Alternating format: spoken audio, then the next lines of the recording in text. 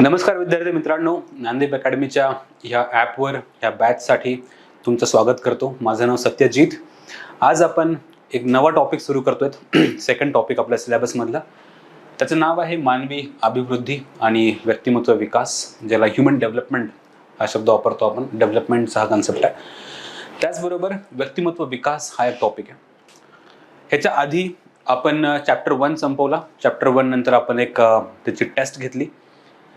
त्याच्या आधी आपण फाउंडेशन कोर्स एक 4 वर्षांचा संपवला, ज्यामध्ये आपण काही बेसिक कन्सेप्ट्स सोशियोलॉजीमधले समजून घेण्याचा प्रयत्न केला.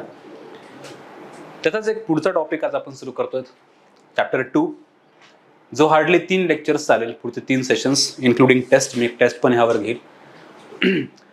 शब्दांचा अर्थ आधी समजून घेऊ की मानवी अभिवृद्धी किंवा व्यक्तिमत्व विकास काय. त्यातला पहिला शब्द मी आज डिस्कस करू इच्छितो, एक विदिन फ्यू मिनिट्स. पण आजच्या लेक्चरचा फोकस ह्या शब्दावर, व्यक्तिमत्व आणि व्यक्तिमत्व विकासवर है ना, व्यक्तिमत्वावर आहे. शब्द वापरतोय मी मानवी अभिवृद्धी, ज्याला इंग्लिशमध्ये ह्युमन डेव्हलपमेंट असं म्हणतो. डेव्हलपमेंट किंवा विकास किंवा अभिवृद्धी याचा शब्दशः किंवा एक डेफिनेशनल अर्थ असतो की योग्य दिशेनं झालेली प्रगती है ना, त्याला आपण वृद्धी किंवा त्याला आपण विकास, डेव्हलपमेंट हा शब्द वापरतो. मानवी किंवा ह्युमन डेव्हलपमेंटमध्ये वेगवेगळ्या मानवी जीवनाच्या आयामांमध्ये झालेल्या प्रगतीला आपण मानवी अभिवृद्धी असं म्हणतो. मानवाच्या जीवनात कुठले कुठले आयाम किंवा कुठल्या एरियाज असतात. जसं की माणसाला एक सामाजिक जीवन असतं, मानवाला एक आर्थिक जीवन असतं, मानवाला एक राजकीय जीवन असतं, मानवाला त्याच पलीकडचं एक एक सस्टेनेबल डेव्हलपमेंटचं पण आपण त्याला म्हणतो, एक एन्व्हायरमेंटचं त्याची एक आयुष्य असतं, एन्व्हायरमेंट असतं. तर बेसिकली मानवाची जी आयुष्याची रूपरेषा आहे, जवळजवळ 3 महत्त्वाच्या पॅरामीटर्सवरती बसते. त्यातली पहिली पॅरामीटर आहे त्याचं सामाजिक जीवन. सामाजिक जीवनामध्ये काय काय येतं? सामाजिक जीवनामध्ये येतात की त्या सामाजिक संस्था की ज्यामध्ये तो वावरतो. कुटुंब, विवाह, शिक्षण संस्था, अर्थसंस्था, राज्यसंस्था, धर्मसंस्था, ह्या सगळ्या संस्था आणि तिथल्या अधिकार, कर्तव्य, ड्युटीज ह्यानं मिळून तो सामाजिक आयाम बनतो आपल्या आयुष्याचा. बरोबर? नातेसंबंध हे सगळं काही मिळून सामाजिक आयाम बनतो. जर ह्या आपल्या आयुष्यातल्या आयामामध्ये, ह्या एरियामध्ये जर आपल्याला संपूर्ण किंवा पूर्ण किंवा समान संधींची उपलब्धता असेल आणि त्याचबरोबर मानवाच्या सामाजिक जीवनामध्ये वृद्धी करण्याच्या संधी उपलब्ध असतील, मानवाच्या सामाजिक जीवनामध्ये डेव्हलपमेंट, प्रोग्रेस करण्याच्या अपॉर्च्युनिटीज, संधी उपलब्ध असतील, एरिया उपलब्ध असतील, तर त्यांना आपण काय म्हणतो? Human development in social areas. तर मानवाची सोशल डेव्हलपमेंट म्हणजे काय की सामाजिक एरियाजमधली, सामाजिक आयुष्यामध्ये झालेले डेव्हलपमेंट, ह्याला आपण सोशल डेव्हलपमेंट म्हणतो. त्याच पद्धतीनं माणसाच्या आयुष्यात, मानवाच्या आयुष्यात आणखी एक आयाम, आणखी एक एरिया, आणखी एक भाग असतो. त्या भागाला आपण आर्थिक आयाम, आर्थिक भाग देखील म्हणतो. कार्ल मार्क्स म्हणतात की मानव हा एक उत्पादन करणारा प्राणी आहे. माणसाच्या हिस्ट्रीमध्ये यार तुम्ही इतिहासामध्ये जाल तर तुम्हाला उत्पादन दिसेल. तर history of human is of production. म्हणजे मानवानं त्याच्या उत्क्रांतीतल्या प्रत्येक टप्प्यामध्ये उत्पादनावर फोकस केलेला आहे. जेव्हा तो आदिवासी समुदायात राहायचा तेव्हा देखील तो उत्पादन करायचा, पण शिकार करून करायचा, कंदमुळे गोळा करून करायचा, उत्पादन होतं ते. नंतर त्यांना शेती व्यवसायामध्ये तो आला, तिथून पण तो उत्पादन करायचा. नंतर तो आधुनिक दुनियेत आला, यंत्रच्या जगात आला, फॅक्टरी सिस्टममध्ये आला, कारखानदारीमध्ये आला, पुंजीवादी तो बनला. ह्यामध्ये आपण पण आजही प्रोडक्शन करतो, पण हे प्रोडक्शन फॅक्टरीमध्ये होतं. जे आधी आपण सुरू केलं तर जंगलांमध्ये, नंतर शेतीमध्ये, आज फॅक्टरीमध्ये. आणि त्याची नेक्स्ट स्टेज जी आहे ती प्रोडक्शनची, ती आहे computers, artificial intelligence, cyber, 3D printing, etcetera etcetera. तर मानवाच्या प्रत्येक जीवनातल्या प्रत्येक स्टेजमध्ये तुम्हाला प्रोडक्शन किंवा उत्पादन दिसतं. आणि म्हणून मानवाच्या जीवनामध्ये आर्थिक उत्पादन किंवा आर्थिक आयाम, आर्थिक भाग हा खूप महत्त्वाचा आहे. तर मानवाला जगण्यासाठी प्रोडक्शनची गरज पडते, असं कार्ल मार्क्सचे उद्गार आहेत. मानवाला जगण्यासाठी प्रोडक्शनची गरज पडते. जर प्रोडक्शन नाही केलं तर खाणार काय, कमवणार काय? आणि आज तो उत्तम पद्धतीने लागू पडतो की भांडवलशाहीमध्ये प्रोडक्शन हे माणसाच्या जीवनाचा सेंटर आहे. इकॉनॉमिक एरियाज मानवाच्या जीवनाच्या सेंटरला आहेत.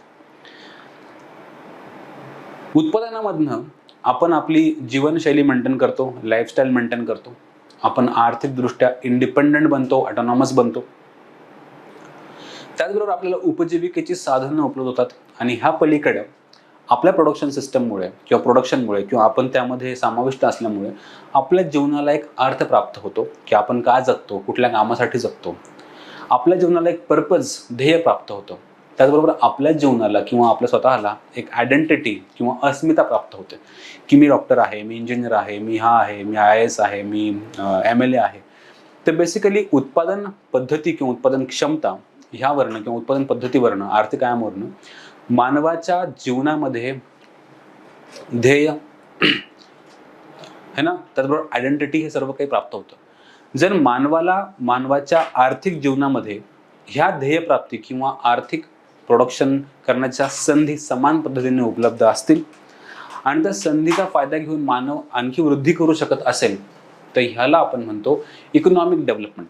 आधी आपण बघितलं सोशल डेव्हलपमेंट की मानवाच्या सामाजिक आयुष्यात बंधनांची कमतरता असणं आणि हक्क किंवा संधींची उपलब्धता असणं ह्याला आपण सोशल डेव्हलपमेंट म्हणतो. तसंच इकॉनॉमिक डेव्हलपमेंट म्हणजे की इकॉनॉमिक एरियाजमध्ये मानवाच्या आयुष्याच्या तुम्हाला प्रोग्रेस करण्याची संधी उपलब्ध होऊ शकणं है ना, प्रोग्रेस, तुम्हाला प्रगती करण्याची संधी उपलब्ध होऊ शकणं, ह्याला आपण काय म्हणू, ह्याला म्हणू इकॉनॉमिक डेव्हलपमेंट. तसाच एक तिसरा आयाम आहे मानवाच्या जीवनातला, तो आहे पॉलिटिकल किंवा राजकीय आयुष्य, ज्यामध्ये मानवाला जन्मतः स्वातंत्र्य प्राप्त होतच, पण या स्वातंत्र्यासोबत काही अधिकार आणि कर्तव्य देखील प्राप्त होतात.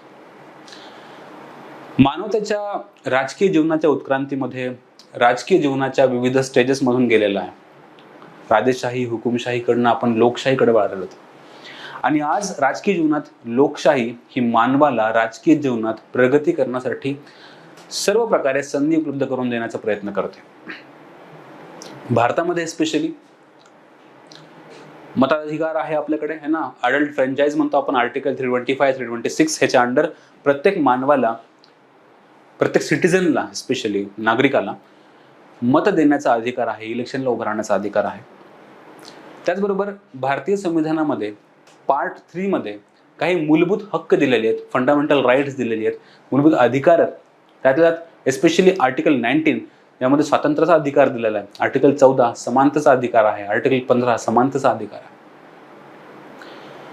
त्याचबरोबर recently 73rd constitutional amendment act, घटना दुरुस्ती आपण त्याला म्हणतो, 73वी, ह्यानं पंचायत राज इन्स्टिट्यूशन भारतामध्ये आणली, ज्यानं ग्रास रूट लेवल डेमोक्रेसी तयार केली, की ज्यानं भारताच्या अत्यंत तळाशी जाऊन लोकशाहीची जी मुळं आहेत ती खूप है ना जोमानं वाढवण्याचा प्रयत्न केलेला आहे पंचायत राज सिस्टमने. आणि ह्या पंचायत राज सिस्टममध्ये ग्रामपंचायतीमध्ये, ग्रामसभेमध्ये जो कोणी इलिजिबल वोटर आहे त्या प्रत्येक इलिजिबल वोटरला बोलण्याचा, निर्णय घेण्याचा अधिकार असतो. म्हणजे एकंदरीत मानवाला राजकीय जीवनामध्ये जर हक्क, अधिकार, स्वातंत्र्य प्राप्त होत असतील तर त्याचाच अर्थ असतो, त्यालाच पॅरलली आपण म्हणतो की राजकीय किंवा पॉलिटिकल डेव्हलपमेंट होतीये. मानवाला त्याच्या irrespective of his caste, his religion, his gender, his creed, his identity, his economic class, जर राजकीय अधिकार प्राप्त होत असतील तर राजकीय एरियामध्ये डेव्हलपमेंट होतीये असं आपण जरूर म्हणतो. तर नीट बघायला गेलं तर मानवी आयुष्याच्या सामाजिक, आर्थिक आणि राजकीय ह्या तिन्ही एरियामध्ये जर प्रगती करण्यासाठी वाव आणि संधी उपलब्ध असतील तर ह्या तिघांना मिळून आपण ह्युमन डेव्हलपमेंट म्हणतो, मानवी अभिवृद्धी असा शब्द वापरतो, ह्युमन डेव्हलपमेंट. युनायटेड नेशन्सचा एक ह्युमन डेव्हलपमेंट इंडेक्स आहे. ह्या ह्युमन डेव्हलपमेंट इंडेक्समध्ये युनायटेड नेशन्स ह्युमन डेव्हलपमेंट विविध देशामध्ये कुठल्या लेवलला आहे हे मोजते. आणि ह्यामध्ये हे 3 इम्पॉर्टंट पॅरामीटर्स आहेत: इकॉनॉमिक, सोशल आणि राजकीय, पॉलिटिकल. सोशल लाईफमध्ये ते मोजतात ह्युमन डेव्हलपमेंट इंडेक्स HDI मध्ये एज्युकेशन आणि हेल्थची लेवल किती आहे. इकॉनॉमिक पॅरामीटरमध्ये ते मोजतात की त्या पर्टिक्युलर देशाची पर कॅपिटा इन्कम किती आहे. आणि राजकीय एरियामध्ये ते मोजतात की राजकीय परिस्थितीमध्ये, राजकीय संस्थांमध्ये मानवाला त्याच्या आयडेंटिटीच्या पलीकडे जाऊन स्वातंत्र्य उपलब्ध आहेत का. ते ह्युमन डेव्हलपमेंट, मानवी अभिवृद्धी ही मानवाच्या राजकीय, आर्थिक आणि सामाजिक आयामांची एक गोळाबेरीज असते. कुठलाही माणूस, कुठलाही मानव, कुठलीही स्त्री किंवा कुठलाही पुरुष हा पूर्णपणे तेव्हाच डेव्हलप होऊ शकतो, प्रगतिशील होऊ शकतो किंवा त्याची प्रगती होऊ शकते जेव्हा त्याची ही तिन्ही एरियामध्ये प्रगती होते. तिन्ही एरिया कुठले? सामाजिक, आर्थिक आणि राजकीय. सामाजिक आणि आर्थिक आणि राजकीय ह्या तिन्ही एरियामध्ये पॅरलली आणि सारखी जर डेव्हलपमेंट सुरू असेल तर त्याला आपण म्हणतो की खऱ्या अर्थाने ह्युमन डेव्हलपमेंट होतीये. राजकीय आयाम, त्याला मानवी अभिवृद्धी होती. ह्यापैकी एक जरी आयाम किंवा एक जरी त्याचा तो ट्रायपॉडचा एक जर पिलर कमी मजबूत असेल तर बाकीच्या 2 पिलरच्या डेव्हलपमेंटचा काही ह्याचा फायदा नसतो. जसं की गंमत बघा, आता तू उदाहरणावरून सांगायचा प्रयत्न केला तर सरपंचपती नावाची एक सामाजिक समस्या भारतीय समाजामध्ये आहे की जिथे 73व्या घटना दुरुस्तीनं महिलांना सरपंच होण्यासाठी रिझर्वेशन मिळवून दिलंय. त्याचा फायदा घेत बऱ्याचशा महिला आज सरपंच म्हणून त्यांची नेमणूक होतीये. आणि ह्यातल्या बऱ्याचशा महिला एक उत्तम सरपंच म्हणून खूप छान काम करतात. पण त्याचबरोबर असे देखील आपल्यासमोर केसेस आहेत मेजरली की जिथे त्या महिलेला सरपंच पदासाठी रिझर्वेशन आहे म्हणून तिला उभं केलं जातं इलेक्शन पुरतं, पण जेव्हा इलेक्शन जिंकून येतं तेव्हा सगळा कारभार तिचा पती बघतो. महिला किंवा जी महिला खरी ओरिजिनली ऑफिशियली सरपंच आहे तिला त्या ऑफिसची किंवा त्यातल्या कामकाजाची काही माहिती नसतं, घेणं देणं नसतं. ती कुठेतरी शेतामध्ये काहीतरी पीक लावत असेल किंवा घरात काहीतरी काम करत असेल, है ना, पण तिचं इकडे काही संबंध नसतो. हे का होतं? एका साईडनं आपण महिलांना राजकीय दृष्ट्या एम्पॉवर करतोय, त्यांचं सबलीकरण करतोय. राजकीय सबलीकरण आहे की त्यांना आपण रिझर्वेशन देऊन सरपंच होण्यासाठी कंपल्सरी करतोय. एका साईडनं आपण त्यांना राजकीय सबलीकरण करतोय, पण दुसऱ्या साईडला भारतामध्ये स्त्रियांचं सामाजिक सबलीकरण झालेलं नाहीये. आता सामाजिक सबलीकरण म्हणजे काय की सामाजिक हक्कांची त्यांच्यापर्यंत पोहोचलेले नाहीयेत. सामाजिक हक्क म्हणजे की समाज जीवनात वावरत असताना स्त्री आणि पुरुष ह्या दोघांनी समान पद्धतीने वागावं, है ना, लैंगिक समानता असावी, अधिकार क्षेत्र समान असावीत, अधिकाराचे हक्क समान असावेत. ह्याला आपण सामाजिक अधिकार म्हणतो, ह्याला सामाजिक एम्पॉवरमेंट म्हणतो. म्हणजे भारतीय समाजामध्ये एका साईडला पॉलिटिकल एम्पॉवरमेंट सुरू आहे पण सोशल एम्पॉवरमेंट सुरू नाहीये किंवा सोशल एम्पॉवरमेंट तितकी झालेली नाहीये, ज्यामुळे तो पिलर किंवा तो ट्रायपॉड हलतो. त्यामुळे सरपंच पदासारखी कन्सेप्ट तयार होते. दुसऱ्या साईडला बघू अजून आपण की एक रिपोर्ट मी मागे वाचताना कळालं की ज्या महिला बाहेर काम करतायत, एम्प्लॉईड आहेत, है ना, त्या महिलांपैकी 89% महिलांना त्यांचा पगार खर्च करताना त्यांच्या सासऱ्याची किंवा पतीची परमिशन घ्यावं लागतं. 89% महिलांना त्यांचा स्वतःने कमवलेला पगार खर्च करताना सासऱ्याची किंवा पतीची किंवा घरच्या मेल मेंबरची परमिशन घ्यावं लागतं. आता तुम्ही तर म्हणताय की बाहेर काम केल्यानं, नोकरी मिळाल्यानं, लाईव्हलीहूड मिळाल्यानं महिला ऑटोनॉमस बनतायत, एम्पॉवर बनतायत, पण इथे मला कुठेच दिसत नाही एम्पॉवरमेंट. याचं कारण असं आहे की आपण त्यांना आर्थिकदृष्ट्या सबलीकरण करतोय पण सामाजिक सबलीकरण झालेलं नाहीये. समजतंय? तर म्हणून मानवी अभिवृद्धीमधले सामाजिक, आर्थिक आणि राजकीय हे तिन्ही पैलू एकाच वेळी, एकाच विशिष्ट पद्धतीनं त्यांची अभिवृद्धी व्हायला हवी. त्याला आपण मानवी अभिवृद्धी म्हणतो. आणि भारतामध्ये समाज कल्याणाचा हा एक खूप मोठा इम्पॉर्टंट उद्देश आहे की मानवी अभिवृद्धी घडून आणणं, ह्युमन डेव्हलपमेंट घडून आणणं, की ज्यातनं मानवाच्या सामाजिक, आर्थिक आणि राजकीय ह्या तिन्ही पैलूंची डेव्हलपमेंट समान पद्धतीनं होईल. असं होतं कामा नये की आर्थिक आणि राजकीय एरियामध्ये मानवाची वृद्धी होते पण सामाजिक एरियामध्ये होत नाहीये. एक्झॅक्टली हे कास्ट सिस्टममध्ये पण होतं. SC STs ह्यांना रिझर्वेशन, एस्पेशली शेड्यूल कास्ट ह्यांना आपण रिझर्वेशन देतोय, पण जातीवाद अजून कमी झालेला नाहीये. म्हणजे सामाजिक दृष्ट्या समाज अजून जातीवादाला किंवा विविध जातींना ऍक्सेप्ट करायला परिपक्व नाहीये, पण राजकीय दृष्ट्या आपण त्यांना एम्पॉवर केलेलं आहे. तर राजकीय एम्पॉवरमेंट कुठेतरी पुढे निघून चालली आहे आणि सामाजिक एम्पॉवरमेंट मागं राहिली आहे. कल्चरल लॅग त्याला आपण म्हणतो, सोशल लॅग, की ज्यामुळे जाती दंगे उद्भवतात. जेव्हा एखादा SC कॅन्डिडेट निवडून येतो तेव्हा त्याच्यावर अत्याचार होऊ शकतो. जेव्हा एखादा शेड्यूल कास्टचा नवरदेव घोड्यावर बसतो, त्याला त्या घोड्यावरनं खाली पाडून मारलं जातं. अशा केसेस आपण न्यूजपेपरमध्ये वाचतो. ह्याचा अर्थ की राजकीय एम्पॉवरमेंट आणि सोशल एम्पॉवरमेंट ह्यामध्ये एक तफावत आपल्याला दिसते.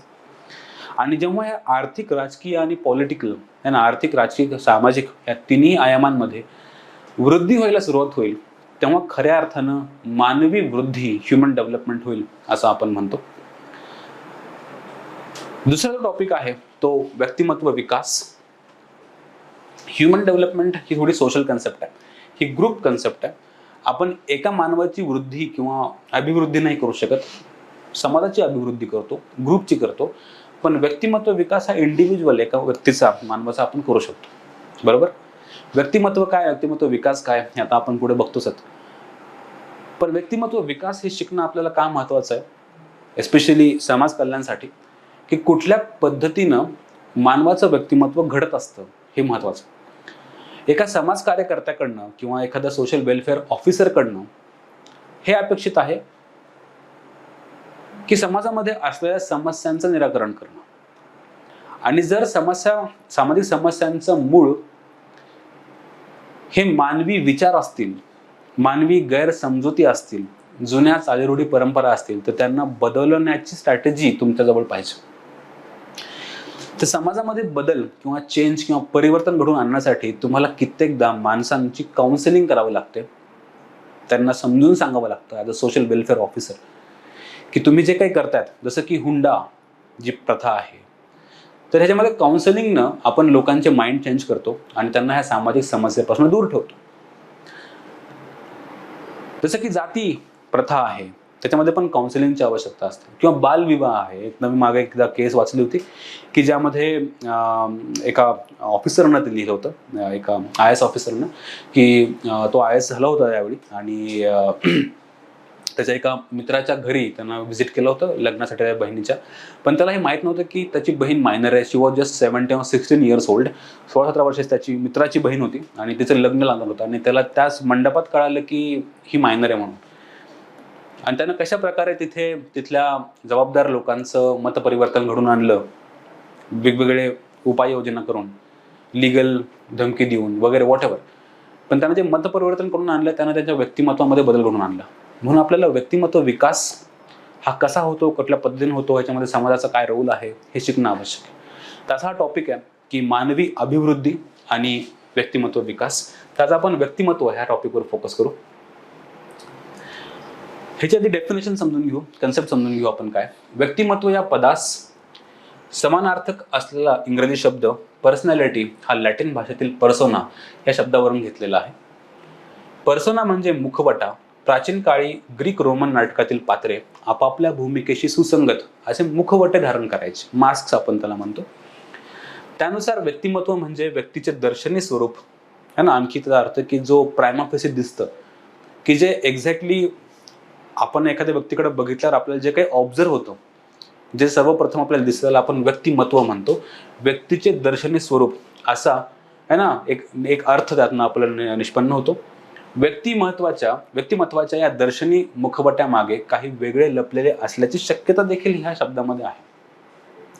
तर आपण शब्द काय वापरला की व्यक्तीचे दर्शनी स्वरूप काय दिसतं आपल्याला, तो त्याचा शारीरिक बांधा कसा आहे, त्याची भाषा कशी आहे, त्याचे विचार कसे आहेत, त्याची ठेवण कशी आहे, त्याची एक्सप्रेशन, बोलण्याची पद्धत कशी आहे, ह्यावरून आपल्याला त्याचं व्यक्तिमत्व ओळखू शकतो. पण हे कम्प्लीट नॉलेज नसतं त्या लोकांबद्दल. त्याच्या आतमध्ये काय सुरू असतं हे आपल्याला कदाचित माहीत नसेल. तर व्यक्तिमत्व म्हणजे मास्क, पर्सोना, मुखवटा किंवा व्यक्तीचे दर्शनी स्वरूप. ह्याचा अर्थ आतमध्ये काय लपलंय हे जरूर नाहीये. ओके. अमेरिकन मानसशास्त्रज्ञ गॉर्डन विलर्ड अल्पोर्ट यांनी व्यक्तिमत्व या पदाच्या 50 व्याख्या विविध ग्रंथांमधून गोळा केलेल्या आहेत. खूप महत्त्वाचे व्यक्तिमत्व आहे. गॉर्डन विलर्ड अल्पोर्ट यांची आपण डेफिनेशन पण शिकणार आहोत. तर व्यक्तिमत्व किंवा पर्सनॅलिटी ह्या चॅप्टरमध्ये ह्याची परिभाषा करताना ह्या थिंकरचं नाव विसरता कामा नये. तर यांनी अशा 50 वेगवेगळ्या व्याख्या त्यांनी गोळा केलेल्या आपल्याला दिसतात. त्यातल्या काही व्याख्या व्यक्तीच्या बाह्य रूपावर भर देणाऱ्या आहेत आणि काही तिच्या प्रधान वैशिष्ट्यांवर भर देणाऱ्या आहेत, तर काही व्यक्तिमत्वाच्या केंद्रस्थानी असलेल्या स्वत्वाच्या संकल्पनेवर भर देणाऱ्या आहेत. ओके, तर 3 आयाम त्यांनी समजून सांगण्याचा प्रयत्न केला 50 डेफिनेशन मध्ये. एकतर तो बाहेरून दिसतो कसा, त्याचबरोबर तिच्या काही प्रधान त्याचे फीचर्स, प्रधान वैशिष्ट्य, आणि तिसरा की त्याचं स्वत्व आहे ना, त्याची आयडेंटिटी, सेल्फ, ह्याच्यावरची कल्पनेवर त्या भर देतात. तर स्वत्वावर त्या डिपेंड असतात. अल्पोर्ट यांची व्यक्तिमत्वाची व्याख्या पुढील प्रमाणे आहे. व्यक्तिमत्व म्हणजे व्यक्तीचे वैशिष्ट्यपूर्ण आचार विचार तथा वर्तन व्यवहार निर्धारित करणारे तिच्या मनोदैहिक संस्थांचे गतिशील संघटन, ह्याला आपण काय म्हणतो, ह्याला आपण व्यक्तिमत्व म्हणू शकतो. तर अल्पोर्ट यांची जी डेफिनेशन ती एक सुंदर डेफिनेशन आहे, त्याला अजून आपल्याला अर्ध संपवायचं आहे. पण आतापर्यंत व्यक्तिमत्व म्हणजे व्यक्तीचे वैशिष्ट्यपूर्ण आचार विचार तथा वर्तन व्यवहार निर्धारित करणारे तिच्या मनोदैहिक म्हणजे मानसिक आणि शारीरिक संस्थांचे गतिशील संघटन, ह्याला देखील आपण पर्सनॅलिटी म्हणतो. या व्याख्येनुसार व्यक्तीच्या व्यक्तिमत्वात शारीरिक गुणधर्मांबरोबरच मानसिक वैशिष्ट्यांचाही अंतर्भाव होतो. तर फर्स्टली शारीरिक गुणधर्म, दुसरा मानसिक वैशिष्ट्य यांचा पण अंतर्भाव आहे. सेकंडली शारीरिक वैशिष्ट्ये आणि मानसिक वैशिष्ट्ये ही परस्परांशी निगडीत असून त्यांचा परस्परांवर प्रभाव हा पडत असतो. पहिला आपण बघितलं अर्थ काय, तर व्यक्तिमत्वामध्ये शारीरिक आणि मानसिक वैशिष्ट्य, की मानसिक वैशिष्ट्य म्हणजे काय, तो कसा विचार करतो, काय त्याची थॉट प्रोसेस आहे, त्याची आयडियाज कशा आहेत, है ना, त्याचे काही पूर्वग्रह आहेत का, सदोष आहेत का. तर शारीरिक वैशिष्ट्ये आणि मानसिक वैशिष्ट्ये ही परस्परांशी निगडीत असून त्यांचा परस्परांवर प्रभाव पडत असतो. तिसरा की व्यक्तिमत्वात अभिप्रेत असलेले मनोदैहिक गुणधर्मांचे संघटन हे गतिशील असते, म्हणजे ते बदलते नेहमी. तर तिसरा ह्यावरून आपल्या डेफिनेशनवर अशी पण आयडिया येते की पर्सनॅलिटी कधी कॉन्स्टंट नसते आणि ती नसू पण शकते. ती पर्सनॅलिटी म्हणजे ही नेहमी बदलणारी असते, बदलू शकते, आणि मानवानं जर तसे प्रयत्न केले तर पर्सनॅलिटीमध्ये आपण नक्की बदल घडवून आणू शकतो. आजची पर्सनॅलिटी उद्या पण तशीच असेल असं अजिबात नाही. तर एकंदरीत पर्सनॅलिटी म्हणजे काय असतं की अशा प्रकारची शारीरिक आणि मानसिक ठेवण की जी एखाद्या व्यक्तीला डिफाईन करते, एखाद्या व्यक्तीबद्दल विशिष्ट असं नॉलेज देते. तर मानसिक आणि शारीरिक गुणधर्मांनी मिळून ती पर्सनॅलिटी बनते.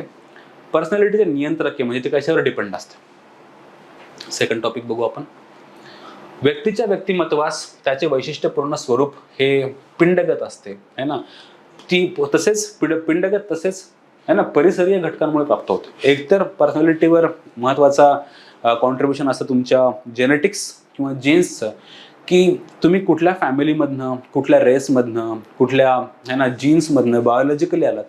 तर पर्सनॅलिटीमध्ये काही बायोलॉजिकल फीचर्स आपण इनहेरिट करतो, की तुमची हाईट, तुमचा रंग, तुमचे नाक डोळे ह्यांची ठेवण, सगळं काही. त्याचे काही बाह्य स्वरूप किंवा तुम्हाला बाह्य रूप किंवा तुमचा देह जो प्राप्त होतो त्याच्यामागे कुठेतरी जीन्सचा किंवा बायोलॉजीचा परिणाम असतो. त्याला आपण पिंडगत किंवा पिढीगत अशा प्रकारचा शब्द वापरतो. इनहेरिटन्स त्याला आपण म्हणतो, की ज्यामध्ये आपण इनहेरिट करतो काही बायोलॉजिकल फीचर्सला. पण फक्त बायोलॉजिकल फीचर्स पर्सनॅलिटीमध्ये आपण बघतो का, तर नाही. तर काही मानसिक, सायकोलॉजिकल, इंटलेक्च्युअल, बौद्धिक फीचर्स पण आपण त्यामध्ये बघतो, की जे हळूहळू मानवाला सामाजिकीकरणाच्या प्रोसेसमधून प्राप्त होतात.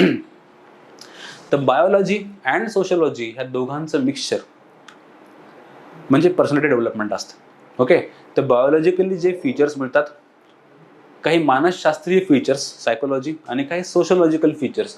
तर बेसिकली पर्सनॅलिटी ह्या 3 वेगवेगळ्या डिसिप्लिनचं कॉम्बिनेशन आहे.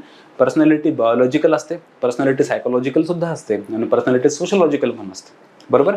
तर व्यक्तीच्या व्यक्तिमत्वास त्याचे वैशिष्ट्यपूर्ण स्वरूप पिंडगत तसेच परिसरीय घटकांमुळे प्राप्त होते. व्यक्तिमत्व कोणालाही जन्मतःच पूर्ण अवस्थेत प्राप्त होत नसते, ते सतत विकसित होत असते.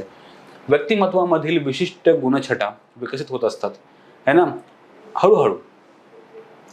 तर तुम्हाला जन्मतः पूर्ण पर्सनॅलिटी मिळते असं अजिबात नाहीये. तुम्ही हळूहळू तुमच्या पूर्ण लाईफस्पॅनमध्ये वेगवेगळ्या गोष्टीतनं, सामाजिकीकरणातनं, ह्या प्रोसेसमधनं तुम्ही शिकता की समाजामध्ये विशिष्ट लोकांसोबत विशिष्ट पद्धतीने कशा प्रकारे वागता यावं. व्यक्तिमत्वाचा आणि त्यातील गुणछटांचा विकास हा अनुवंशिक तसेच आसमंत या दोघांच्या संयुक्त प्रभावानुसार आपल्याला घडतो. तर नॅचरल अँड सोशल अशा 2 पॅरामीटर्सवर किंवा 2 आयामांवरून आपल्याला एक पर्सनॅलिटी किंवा पर्सोना आपल्याला मिळतो, आपल्याला एक ओळख मिळते. आणि आपल्या जी दैहिक आणि मानसिक जी रचना आहे ती सोशियोलॉजी आणि बायोलॉजी ह्या दोघांवर पण डिपेंड असते. शरीरातील अवयवांची रचना, रासायनिक प्रक्रिया, कौटुंबिक वातावरण आहे ना. आता बघा ना, शरीरातील अवयवांची रचना, रासायनिक प्रक्रिया हे कुठेतरी बायोलॉजिकल कन्सेप्ट आहेत, पण त्याचबरोबर कौटुंबिक वातावरण किंवा सामाजिक वातावरण अवतीभोवतीचं हे सामाजिक रचना आहे, हे नैसर्गिक नाही, हे सामाजिक जीवन आहे. तर नैसर्गिक आणि सामाजिक जीवनाचं कॉम्बिनेशन ही पर्सनॅलिटी आहे. ते कौटुंबिक वातावरण तसेच सामाजिक परिसर, व्यक्तीला वेळोवेळी धारण कराव्या लागणाऱ्या भूमिका तसेच तिच्या डोळ्यांपुढील आदर्श या सर्वांचा व्यक्तिमत्वावर हळूहळू का होईना प्रभाव पडत असतो. आणि व्यक्तिमत्व हे कधीच जन्मतः पूर्णपणे प्राप्त होत नाही. त्यातले फक्त बायोलॉजिकल फीचर्स आपल्याला जन्मतः प्राप्त होतात, पण सायकोलॉजिकल अँड सोशल फॅक्टर्स जे आहेत किंवा जे ते फीचर्स आहेत, जे वैशिष्ट्य आहेत, ते पूर्ण आयुष्यभर आपण ते बदलत असतो. ती प्रोसेस सुरू असते. तर व्यक्तिमत्व विकास किंवा व्यक्तिमत्व हे कधीच कॉन्स्टंट नसतं, ते सातत्यपूर्ण असतं, ते बदलत असतं, ते चेंज होत असतं. राईट. शरीरातील अवयवांची रचना, रासायनिक प्रक्रिया, कौटुंबिक वातावरण तसेच सामाजिक परिसर, व्यक्तीला वेळोवेळी धारण कराव्या लागणाऱ्या भूमिका तसेच तिच्या डोळ्यांसमोर आदर्श या सर्वांचा व्यक्तिमत्व विकासावर प्रभाव पडत असतो. वाढत्या वयात मूल हे नातेवाईकांच्या, शेजाऱ्यांच्या, समवयस्कांच्या, शालेय सवंगड्यांच्या, शिक्षकांच्या संपर्कात येते. त्यावेळी त्याला येणाऱ्या अनुभवांनी त्याच्या व्यक्तिमत्वात बरे वाईट वळण लागते. तर आपण त्याला एकंदरीत त्या प्रोसेसला म्हणतो सामाजिकीकरण. सामाजिकीकरणामध्ये कुठले कुठले सामाजिक घटक हे अंतर्भूत असतात. तर त्यातला पहिला महत्त्वाचा घटक असतो कुटुंब. आणि कुटुंबातले जे आपले त्याला आपण म्हणू जे मेंबर सदस्य असतात, आई वडील, आजी आजोबा, भाऊ बहीण, थोडे दूरचे नातेवाईक. त्यानंतर जेव्हा तो त्याची वाढ होते, वृद्धी होते, तेव्हा तो शालेय जीवनामध्ये प्रवेश करतो, ज्यावेळी त्याचा पीर ग्रुप, मित्रपरिवार आणि त्या पीर ग्रुप सोबत शिक्षक हे महत्त्वाचा रोल प्ले करतात. त्यानंतर जेव्हा तो कॉलेज सोडून, शाळा सोडून जेव्हा तो वर्क फोर्समध्ये एंट्री करतो, तेव्हा तिथले त्याचा पीअर ग्रुप, त्याचे बॉस, त्याचे ज्युनियर्स, सिनियर्स हे सगळ्यांनी मिळून किंवा समाज एकंदरीत त्याला सामाजिकरणाच्या प्रोसेसमधनं पुढे पुढे ढकलत असतो. आणि ह्यातनं तुमची पर्सनॅलिटी किंवा एक तुमचा पर्सोना, तुमचे मानसिक आणि शारीरिक फीचर्स बदलत असतात. बरोबर. तर शेजारी, नातेवाईक, समवयस्क, शालेय सवंगडी, शिक्षक, मित्र ह्या सगळ्यांमधनं, त्याच्यातून मिळणाऱ्या अनुभवातनं तुमच्या व्यक्तिमत्वाला चांगले किंवा वाईट असे वळण लागू शकते. तर तुम्ही एक बायोलॉजिकल प्राणी असता, तर तो प्राणी सामाजिक प्राणी बनतो. ह्या प्रोसेसमधनं त्याला आपण सोशलायझेशन म्हणतो.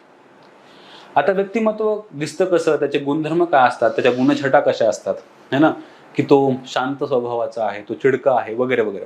तर ह्याला आपण व्यक्तिमत्वाच्या गुणछटा म्हणतो. तर हे आता आपण शिकण्याचा प्रयत्न करू.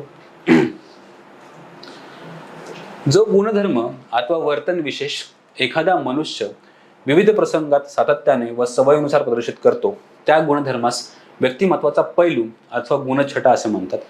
तर जो त्याचा मेजर फीचर आहे एखाद्या पर्सनॅलिटीचा, की तो शांत स्वभावाचा आहे, तो चिडचिड करणारा आहे, तो है ना एन्जॉय करणारी पर्सनॅलिटी आहे, तो हसतमुख आहे, तो डिप्रेस्ड आहे, है ना.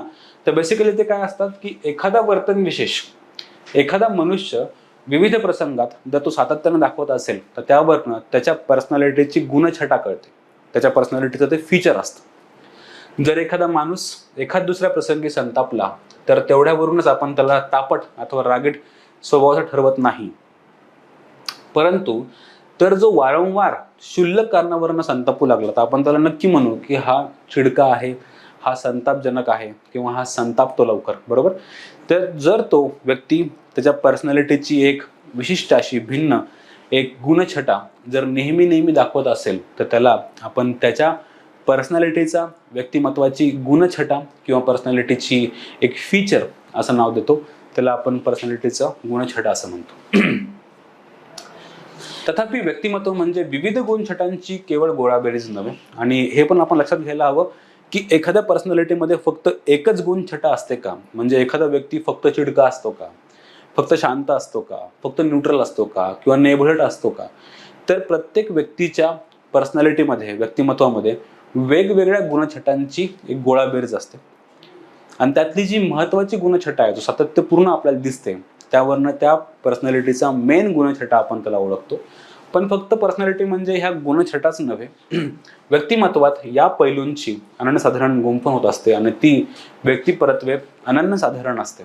तर ह्याचं कॉम्बिनेशन खूप युनिक आहे. म्हणजे प्रत्येक व्यक्ती कधी शांत, कधी चिडका, कधी बोलका, कधी हसतमुख, कधी रडका, हे बरेचसे फॅक्टर डिसाईड करतात. तो कुठे राहतो, कुणासोबत राहतो, काय त्यासोबत घडलंय, पास्ट काय आहे, ह्या सगळ्यांवरनं त्या व्यक्तीच्या गुणछटा ठरतात. म्हणजे हे इतकं इझिली समजून सांगणं किंवा समजून घेणं हे पॉसिबल नाही.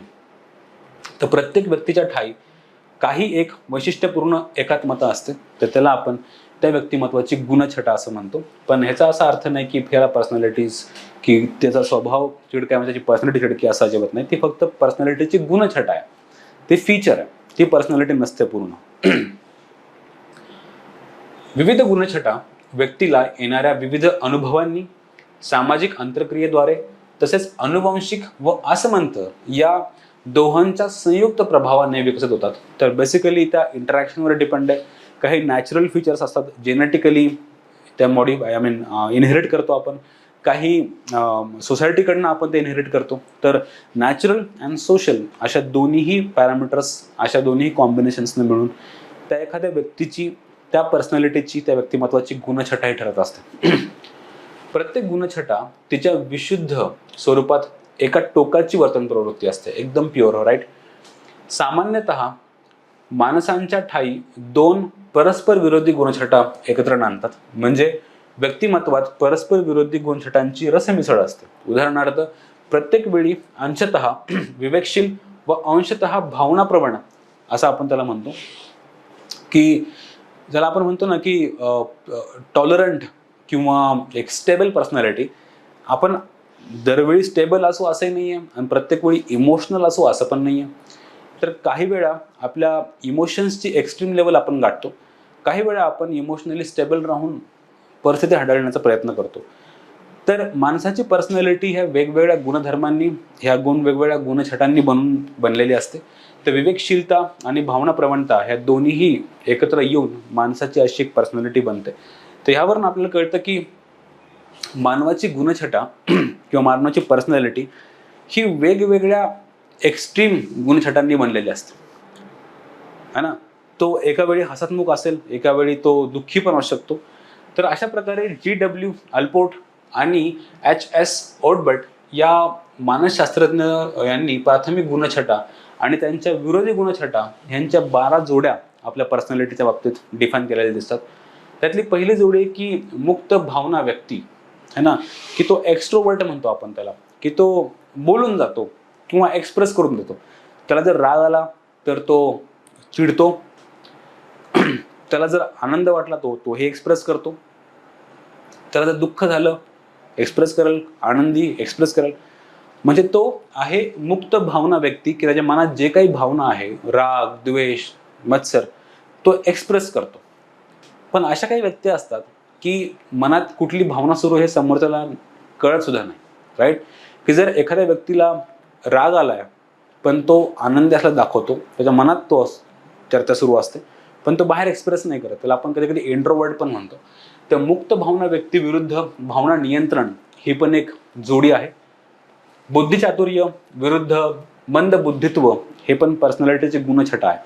तर एक गुणछटा ही पण आहे की बुद्धिचातुर्य, की तो बुद्धिमान व्यक्ती आहे. आणखी एक पर्सनॅलिटीचा एक फीचर किंवा एक त्याचा त्याला आपण म्हणू की एक ठेवण पर्सनॅलिटीची ही मंद बुद्धित्व ही देखील आहे. परिपक्वता म्हणजे मॅच्युअर, की मॅच्युअर पर्सनॅलिटी आहे. त्याच्या विरुद्ध अपरिपक्वता, की तो डिसिजन घेताना सगळ्या साईडचा विचार करून तुम्ही निर्णय घेता किंवा जजमेंट घेत असाल त्याला आपण मॅच्युरिटी म्हणतो. सगळ्या आयामांचा, समोरच्या व्यक्तींचा, त्यांच्या भावनांचा विचार करून जर तुम्ही निर्णय घेतात, विचार करतात, त्याला तुम्ही मॅच्युअर पर्सनॅलिटी म्हणता.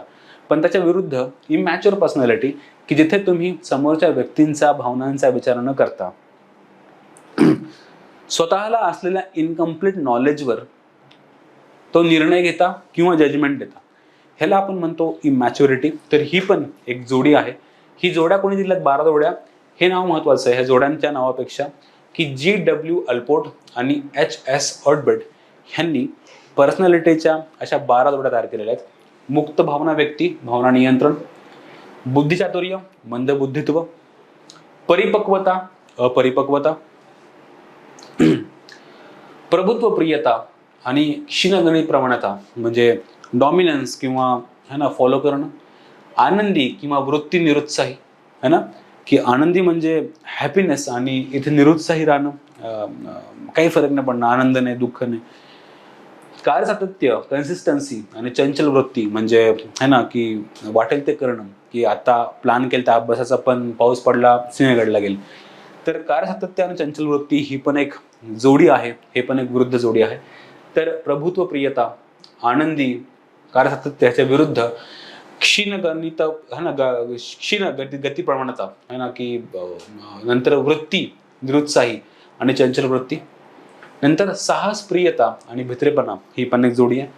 8वी स्वतंत्र प्रवृत्ती आणि परावलंबन ही पण जोडी आहे. सुसंस्कृत सफाईदारपणा आणि गावंढळ है ना गलथानपणा. तर ह्याच्यामध्ये येतं की तुमचा वागणूक, तुमची भाषा, तुमचे संस्कार, तुमचे आचार विचार ह्यांची ठेवण जर एका विशिष्ट सुसंस्कृत पद्धतीने असेल त्याला आपण म्हणतो सुसंस्कृत सफाईदारपणा, त्याला डिसेन्सी आपण म्हणतो. आणि गावंढळ पण म्हणतो आपण त्याला, की जिथे वाटेल ते आलेलं मनात बोलणं, शिवीगाळ करणं, अर्वाच्य शब्द वापरणं, है ना, इमॅच्युअर बोलणं किंवा पूर्वग्रही असणं. 10वी जोडी आहे की समजूतदार वृत्ती, मॅच्युअर, समजूतदार आणि संशयखोर. बरोबर, की जर एखादी व्यक्ती ज्या पद्धतीने जर वागत असेल तर ती व्यक्ती अशी का वागली ह्याचा समज किंवा जे अंडरस्टँडिंग करून घेणं, ह्याला आपण म्हणू की ती व्यक्ती समजूतदार आहे. जर एखाद्या व्यक्तीच्या वागण्याच्या मागचे इंटेन्शन आपण विनाकारण जर तिरकत उसायला लागलो तर त्याला आपण संशयखोर म्हणतो. सामाजिक बंडखोरी किंवा रूढीप्रियता, समाजामध्ये जे काही चाललंय ते ऍक्सेप्ट करणारी पर्सनॅलिटी, स्टेटस को म्हणतो आपण त्याला, सातत्य राखणारी.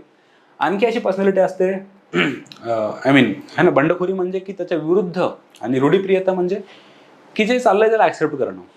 शक्यतो पर्सनॅलिटीच्या किंवा वयाच्या एक 50-60 नंतर आपण रूढीप्रियता अशी पर्सनॅलिटी डेव्हलप करतो.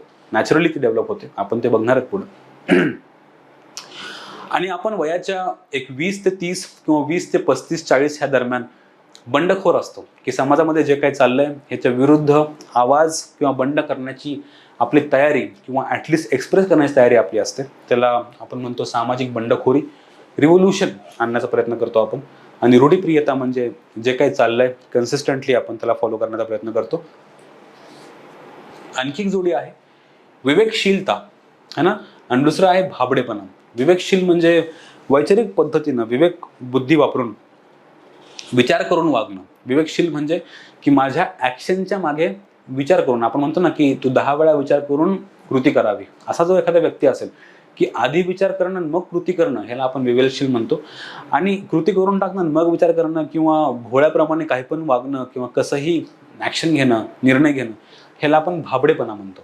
तर विवेकशीलता आणि भाबडेपणा ही पण एक जोडी आहे. तर बेसिकली अशा 12 जोड्या ह्या G.W. अल्पोर्ट आणि H.S. ऑर्टबर्ट ह्यांनी मेन्शन केल्या. ह्या पर्सनॅलिटीच्या 12 विरुद्धभासी गुणछटा आहेत. व्यक्तिमत्व आणि स्वत्व ह्यावर पण बोलू आपण.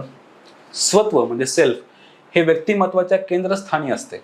प्रत्येक व्यक्तीला आपल्या स्वत्वाची, आपल्या स्वीय तत्देवतेची म्हणजे पर्सनल आयडेंटिटीची है ना जाणीव असते. व्यक्तीला जीवनात नाना प्रसंगी नाना भूमिका घ्याव्या लागतात, अनेकांना सोंगे आणावे लागतात.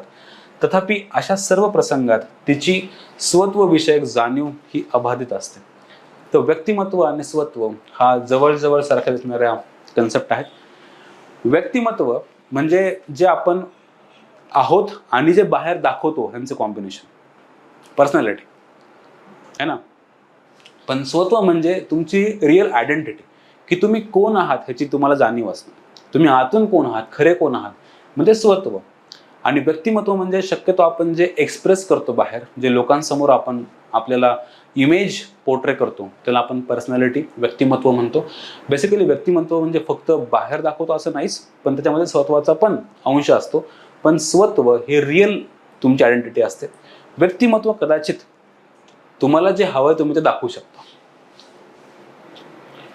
व्यक्तीची स्वत्व भावना अनुभववशात वंशात अनेक परिसरीय गोष्टीकडे आकृष्ट होत आणि व्यापक होत जाते.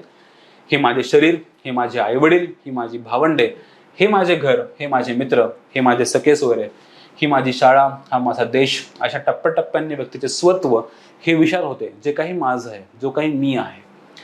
काही व्यक्तींचे स्वत्व हे विश्वाची माझे घर असे म्हणण्या इतपत विकसित होते. तर अशा प्रकारे सेल्फची जी भाषा आहे, तो फक्त मी आहे, की माझ्या सेल्फमध्ये माझे नातेवाईक येतात, की अजून थोडे मित्र येतात, की समाज येतो, देश येतो, की जग येतं.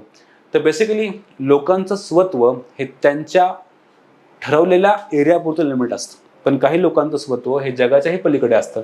तर संपूर्ण विश्व हे माझे घर असे पण स्वत्व लोक डेव्हलप करतात.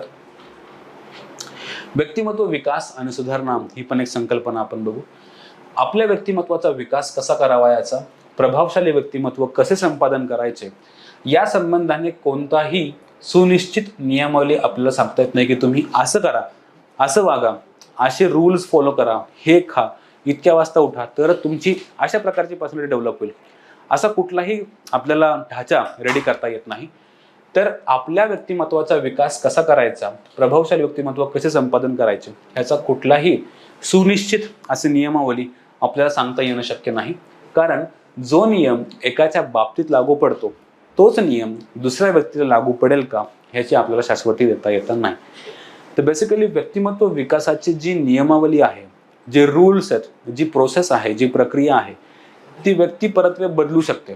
तर ही person to person personality development किंवा व्यक्तिमत्व विकासाची प्रोसेस, त्याचे मार्ग, त्याचे यंत्र, त्याचे तंत्र हे बदलतात आपल्याला असं दिसतं. तथापि योग्य दिशेने प्रयत्न केल्यास व्यक्तिमत्व विकास हा नक्की, पर्सनल डेव्हलपमेंट हा नक्की एका विशिष्ट पद्धतीने आपण करू शकतो. तथापि योग्य दिशेने प्रयत्न केल्यास व्यक्तिमत्वाची सुधारणा किंवा चारित्र्याचे उन्नयन साधणे ही अगदीच अशक्यप्राय गोष्ट नाही, शक्य आहे. यशस्वी व थोर माणसांचा कित्ता गिरवून आपले व्यक्तिमत्व थोडेफार सुधारता येते, असा अनेकांचा अनुभव आहे. म्हणूनच आपण मोठ्या मोठ्या व्यक्तिमत्वांची ऑटोबायोग्राफी वाचण्याचा सजेस्ट करतो लहान लहान मुलांना, की तुमची पर्सनॅलिटी लहानपणापासून तशी डेव्हलप व्हावी. शिवाजी महाराजांची किंवा नेताजी सुभाषचंद्र बोस, विवेकानंद, महात्मा गांधी, पंडित जवाहरलाल नेहरू ह्यांच्या व्यक्तिमत्वांबद्दल आपण जर वाचलं आणि अभ्यास केला, तर आपण पण तसे बनतो काही प्रमाणात. म्हणून आपण व्यक्तिमत्व विकासामध्ये थोड्या मोठ्यांचा अनुभव शिकतो. व्यक्तिमत्व सुधारण्यासाठी स्वतःच्या अनिष्ट सवयी सोडण्याची तयारी आपल्याला ठेवावी लागते. त्याचप्रमाणे एका क्षेत्रात प्रगती साधत नसेल तर अन्य क्षेत्रात यश मिळवण्याचा प्रयत्न करणे हितावह ठरते, असं आपल्याला दिसतं. व्यक्तिमत्व संबंधाने कधी कधी गंभीर समस्या उद्भवतात. अशा वेळी चांगल्या व तज्ञ माणसांचा, प्रेमळ गुरुजनांचा, विश्वासू मित्रांचा सल्ला घेणे हिताचे ठरते. तर बेसिकली एरिक्सन यांच्या मते प्रत्येक व्यक्तीचे व्यक्तिमत्व हे जन्मापासूनच आकारित होत असते. खालील तक्त्यात त्यांनी दर्शवल्याप्रमाणे कालानुक्रमे कसे आपण पर्सनॅलिटी बदलतात ह्याबद्दल अभ्यास करू. तर मी 2 मिनिटाचा ब्रेक घेतो आणि एरिक्सन यांच्या भाषेमध्ये की कालानुरूप कशा प्रकारे व्यक्तीची पर्सनॅलिटी बदलत जाते ह्याबद्दल आपण चर्चा करू.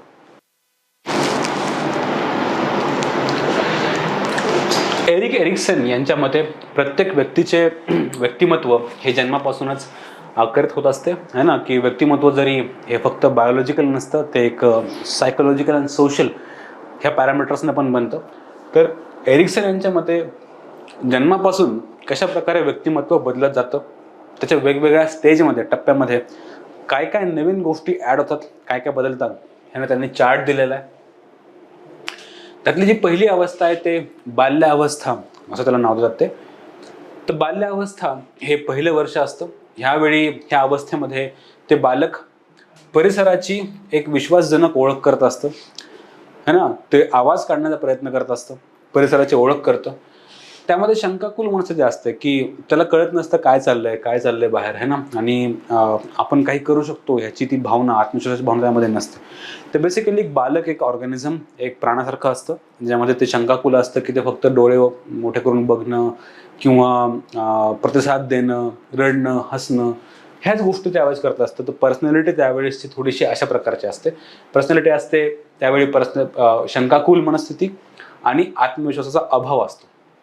नंतर दुसरी स्टेज येते बालपणाची पहिली 3 वर्ष ज्यामध्ये थोडं चालणं, थोडं रांगणं, है ना, हसणं, काही शब्दांचा उच्चार करणं, पापा, बाबा, मामा, आई वगैरे, है ना. त्यामध्ये थोडीशी स्वायत्तता असते काही प्रमाणात, है ना.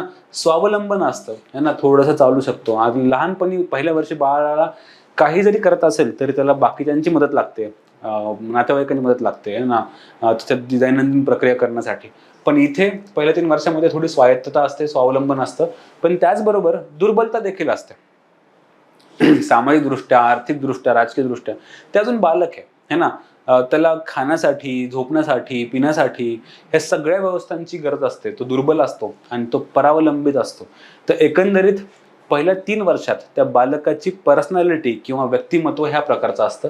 स्वायत्ता, स्वावलंबन काही भागांमध्ये आयुष्याच्या, आणि काही भागांमध्ये दुर्बलता आणि परावलंबन देखील असतं. नंतर शाळेचा पूर्वकाल आहे ना, की एकदम प्रायमरी एज्युकेशन, मे बी बालवाडी, पहिली, दुसरी वगैरे हा जो पिरियड आहे, त्यावेळी तो इनोव्हेटिव्ह असतो, है ना. काही लोकांना पहिल्या दिवशी शाळेत जायला नाही आवडत, पण हळूहळू सवय झाली की मग शाळेतून घरी नाही यायला आवडत. तर उपक्रमशीलता, प्रवणता ना, की प्रगती प्रवणता, की त्यामध्ये ते नवीन नवीन आर्ट्स अँड क्राफ्ट्स, गाणे म्हणणं, गाणे शिकणं, नवीन नवीन गोष्टी शिकणं, गेम्स खेळणं, है ना. त्याचबरोबर अशा प्रकारची त्यांची प्रवृत्ती असते. कचखाऊ वृत्ती असते, गतागुणिकता असते, है ना. तर बेसिकली एक मिक्सचर ह्या तुम्हाला क्वालिटीचं दिसेल, की उपक्रमशीलता, प्रगत प्रवणता किंवा कचखाऊ वृत्ती, नवीन नवीन शिकण्याची वृत्ती किंवा गतानुगणिकता, है ना, की अनुभवातनं शिकणं वगैरे, ह्या सगळ्या गोष्टी त्यामध्ये असतात. प्राथमिक शाळेचा कालखंड, जेव्हा तो लेट्स से एक 4थी पर्यंत किंवा एक वयाच्या 10व्या वर्षापर्यंत तो पोहोचलेला आहे, त्यावेळी जिज्ञासू वृत्ती असते, धिटाई असते, की जगात हे काय चाललंय काय, ह्याच्यावरती ते प्रश्न विचारायला सुरुवात करतात. की बाबा आईला विचार, वडिलांना विचार, डोंगर काय, नदी कुठून येते, हे सगळ्या प्रश्नांची, किंवा चंद्र म्हणजे काय, सूर्य म्हणजे काय, रात्र का होतं, तर अशा सगळ्या प्रश्नांची उत्तरं ते शोधण्याचा प्रयत्न करतात. तर हा पिरियड असतो प्राथमिक शाळेचा कालखंड, ज्यामध्ये जिज्ञासू वृत्ती असते आणि धिटाई पण असते, डेअरिंग असते, है ना, खेळण्यात, बोलण्यात, वागण्यात. त्याचबरोबर भित्रेपणा असतो, की ते शक्यतो नवीन लोकांशी लवकर मिक्स होत नाहीत, दूर जायला घाबरतात, घर सोडण्याला घाबरतात, आईवडिलांपासून दूर जायला घाबरतात. लाजरेपणा असतो, की नवीन व्यक्तींशी इंटरॅक्शन ते लवकर नाही करत. कुणी फॉरेनर किंवा दुसऱ्या गावून आला, नातेवाईक नवीन खूप दिवसांनी भेटायला आले, त्यांच्यापासून ते दूर दूर राहतात. न्यूनगंड असतो, है ना, किंवा मी कुठेतरी कमी आहे, मला हे नाहीये, मला गाडी नाही, माझं सायकल नाही, मला ह्या प्रकारचा पेन नाहीये, ह्या कंपनीचा पेन नाहीये, माझं ही नोटबुक नाहीये, मी त्याच्यापेक्षा वेगळा दिसतो, है ना, माझी हाईट कमी आहे, माझी हाईट जास्त आहे, रंग कमी आहे, व्हॉट एव्हर. तसे वेगवेगळ्या पॅरामीटर्सवर न्यूनगंड असतो, है ना. तर अशा प्रकारची एक मिक्स ती पर्सनॅलिटी असते.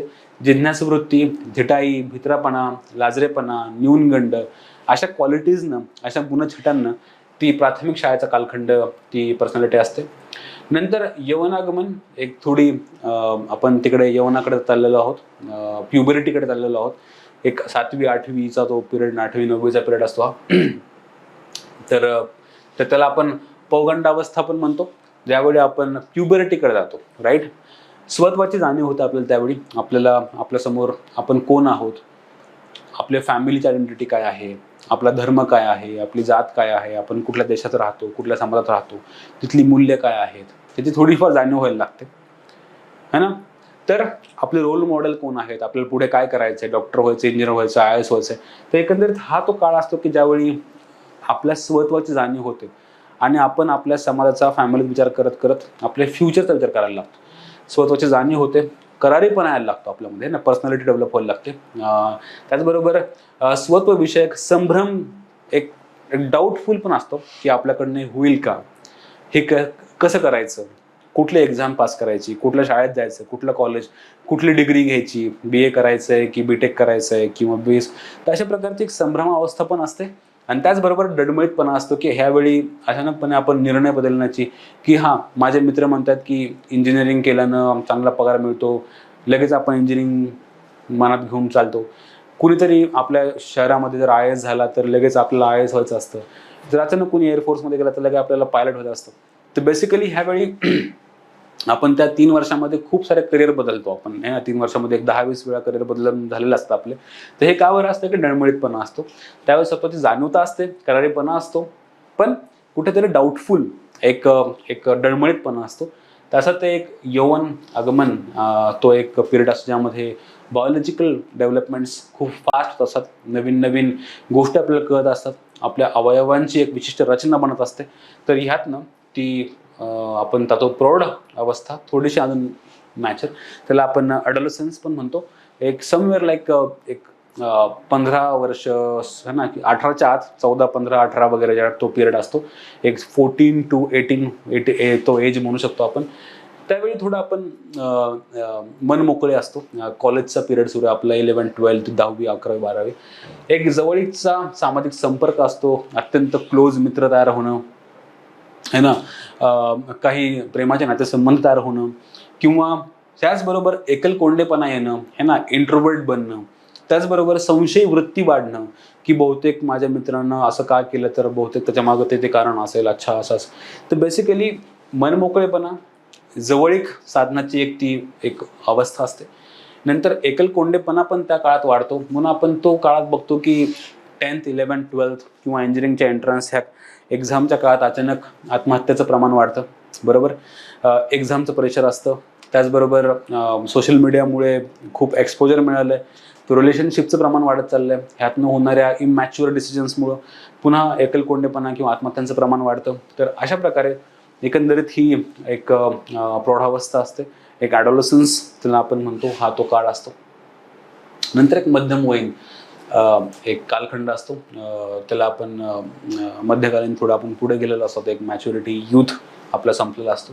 एक मध्यमवयीन मे बी तुम्ही त्याला 30च्या पुढे समजू शकता, की इथं नवनिर्मित ती क्षमता असते एक 25च्या पुढे, की we can produce, we can create है ना.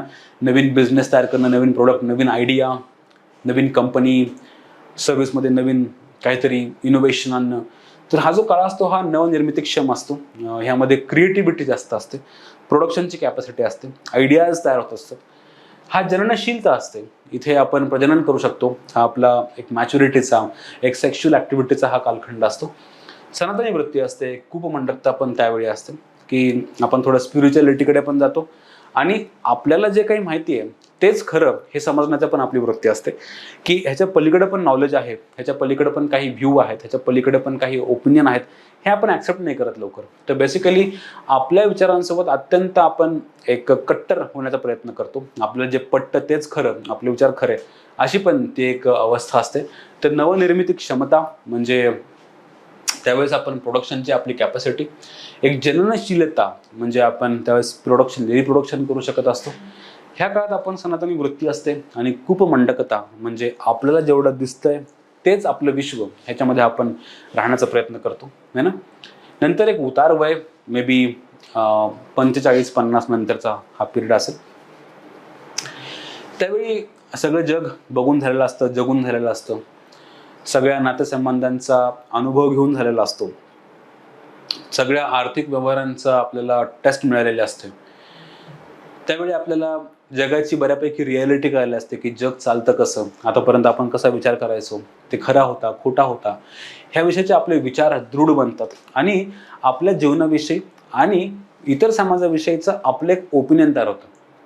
हे ओपिनियन लर्निंग्समध्ये असतं. म्हणजे आपण आपल्याला शिकवत असतो. म्हणजे आतापर्यंतच्या आपल्या 45-50 वर्षाच्या प्रवासामध्ये आपण टीचिंग्स काय घेतल्या आपल्या आयुष्याकडनं, ह्याच्यावर आता पुढचं आयुष्य डिपेंड असतं, की हां, हे व्यक्ती धोका देतात, हां, हे करिअर चांगलं, हां, ह्या व्यक्तींशी विवाह करावा किंवा नाही करावं है ना, किंवा हा जॉब करणं योग्य.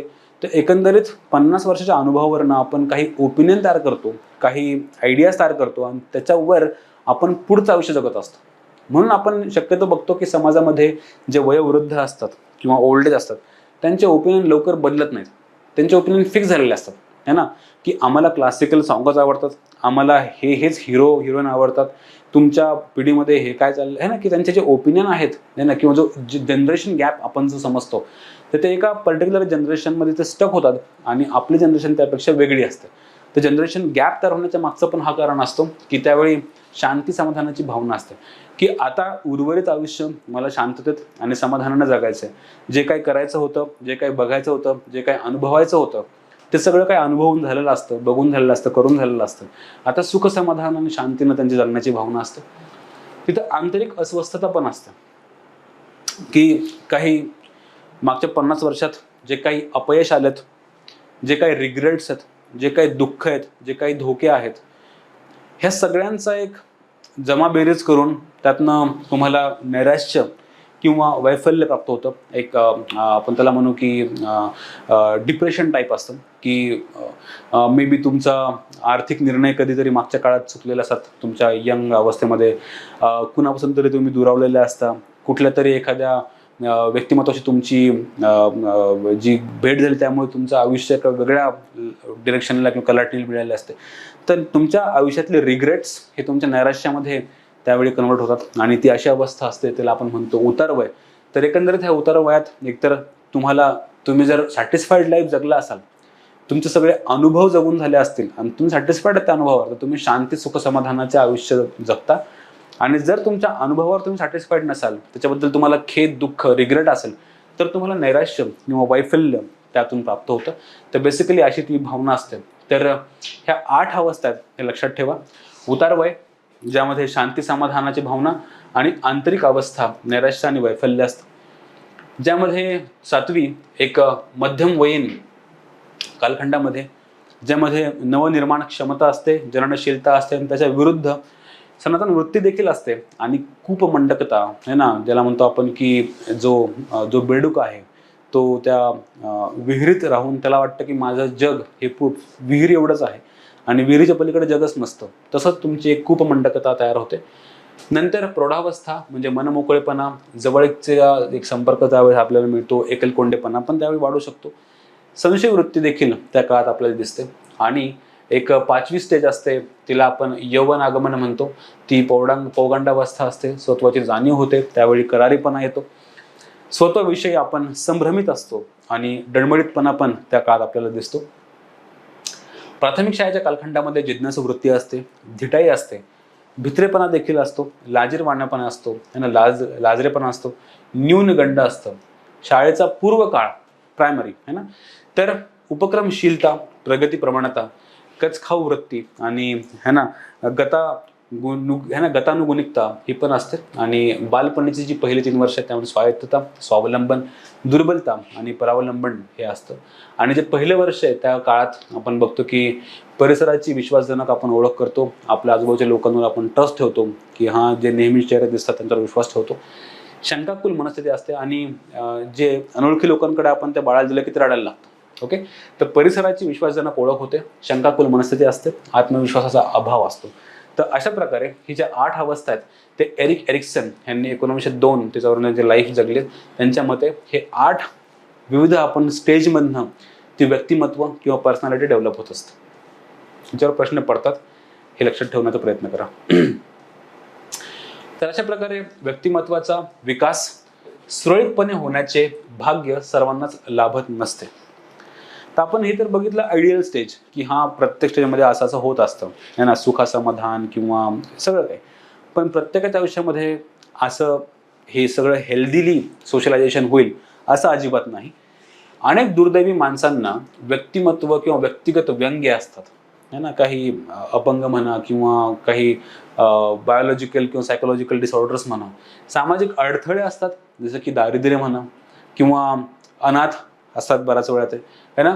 तर अनेक दुर्दैवी माणसांना व्यक्तिगत व्यंग्य आणि सामाजिक अडथळे यांचा असह्य काच सोसावा लागतो.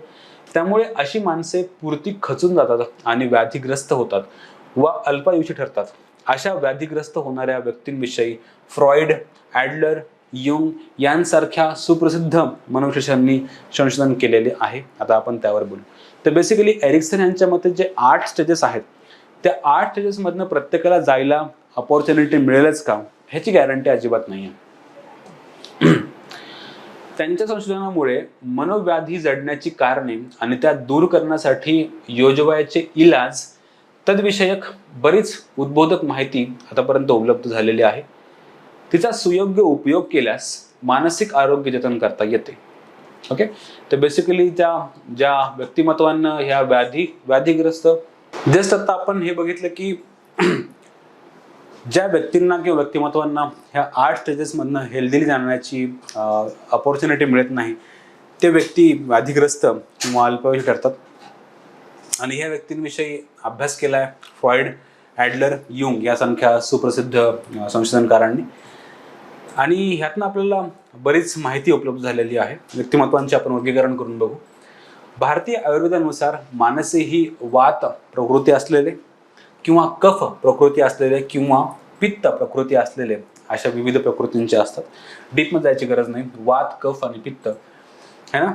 भारतीय तत्वज्ञानानुसार सत्व किंवा रजोगुण किंवा तमोगुण, सत्वगुण, रजोगुण किंवा तमोगुण ह्या 3 गुणांच्या कमी अधिक प्रभावांमुळे माणसे सात्विक, राजस किंवा तामस स्वभावाची आपल्याला बनताना दिसतात. तर सात्विक, राजस, तामस किंवा सत्वगुण, रजोगुण आणि तमोगुण ह्या 3 काय म्हणतात त्याला गुणांमुळे, गुणांच्या फरकांमुळे आपल्याला दिसतं की पर्सनॅलिटीमध्ये बदल दिसतो. प्राचीन ग्रीक वैद्यकशास्त्रानुसार माणसाची व्यक्तिमत्वे उत्साही, निरुत्साही, नेभळट व संतापी अशा 4 प्रकारचे असतात. तर हा पण एक प्रश्न पडण्याची शक्यता असते की व्यक्तिमत्वामध्ये, पर्सनॅलिटीमध्ये कुठले कुठले प्रकार हे ग्रीक वैद्यकशास्त्र सांगतात. उत्साही, निरुत्साही, नेबळट व संतापी असे 4 प्रकारची पर्सनॅलिटी असते. हे 4 प्रकार मानवी देहातील रक्त, कफ, कृष्णपित्त आणि पित्त या 4 प्रधान रसायनांच्या कमी अधिक प्रमाणामुळे दिसतो. तर बेसिकली ह्युमन बॉडीमधल्या केमिकल्स किंवा बायोलॉजिकल केमिकल्समुळे त्या पर्सनॅलिटीमध्ये बदल दिसताना आपल्याला ग्रीक वैद्यकशास्त्र सांगतं. तर आयुर्वेद काय सांगतो? आयुर्वेद सांगतं की हे 3 रस, कुठले कुठले रस? सात्विक किंवा सत्वगुण, रजोगुण आणि तमोगुण यामुळे स्वभाव कसा बनतो?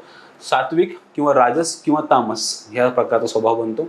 ग्रीक तत्वज्ञान वेगळं सांगतं. त्याचबरोबर ॲन्स्ट क्रेशमर हे पण ह्यावर भाष्य करतात. यांनी मानवी व्यक्तिमत्वाचे मेदप्रधान, स्नायुप्रधान म्हणजे फॅटी, स्नायू म्हणजे मसलवाला, आणि अस्थिप्रधान म्हणजे अत्यंत हडकुळा असं एक दिसण्यावरून वर्णन केलेलं आहे. तर हे पण लक्षात ठेवा की ॲन्स्ट क्रेशमर यांनी मेदप्रधान, स्नायुप्रधान आणि अस्थिप्रधान असे ह्याचे द्विविध वर्गीकरण केलेले आहे. मेदप्रधान व्यक्ती या स्थूल, ठेंगण्या, गोलाकार शरीरयष्टीचे असतात. त्या स्वभावाने आनंदी असतात, खेळकर असतात, मोकळ्या असतात, त्या समाजप्रिय देखील असतात. बरोबर. अशा व्यक्ती जर काही प्रापंचिक कारणामुळे व्याधीग्रस्त झाल्या तर त्या मुख्यत्वे करून उन्माद, अवसाद या चित्त विकृतीच्या बळी ठरतात. सो बेसिकली अशा प्रकारची एक ॲन्स्ट क्रेशमर यांनी 3 प्रकारात केलेली आहे. त्यातला दुसरा जो प्रकार आहे मेदप्रधानच्या नंतर तो आहे स्नायुप्रधान. स्नायुप्रधान व्यक्तींना रुंद छाती, सुडौल शरीर बांधा, बळकट अवयव यांची देणगी लाभलेली असते. या व्यक्ती स्वभावाने संयमी, त्या मध्यम मार्गी, आत्मसंतुष्ट असतात. त्यांना मनोव्याधींची क्वचितच बाधा होते आणि झाल्यास त्या व्यक्ती आत्मश्रेष्ठत्वाच्या भ्रमाच्या बळी होतात. तर बेसिकली ओव्हर कॉन्फिडन्स त्याला आपण म्हणतो, मेगॅलोमॅनिया ह्याला आपण म्हणतो. तर स्नायुप्रधान व्यक्ती अशा असतात. तिसरा जो प्रकार आहे तो अस्थिप्रधान व्यक्ती सडपातळ, कृश, उंच बांधाच्या असतात है ना. त्याचबरोबर स्वभावाने त्या दीर्घविचारी, एकांतप्रिय, गंभीर, संकोची, स्वप्नाळू वृत्तीच्या असतात. त्या जर आपत्तींमुळे कोलमडल्या तर त्या छिन्न मानस या व्याधीने ग्रस्त होतात, म्हणजे बिखर जाते है ना, की तुटतात त्या छिन्न मानस. तर अशा प्रकारे अस्थिप्रधान लोक असतात. आणखी एक प्रकार आपण त्यातलं शिकू, म्हणजे पर्सनॅलिटी मधलं वर्गीकरण आपण शिकतो आयुर्वेदानुसार, ग्रीकनुसार.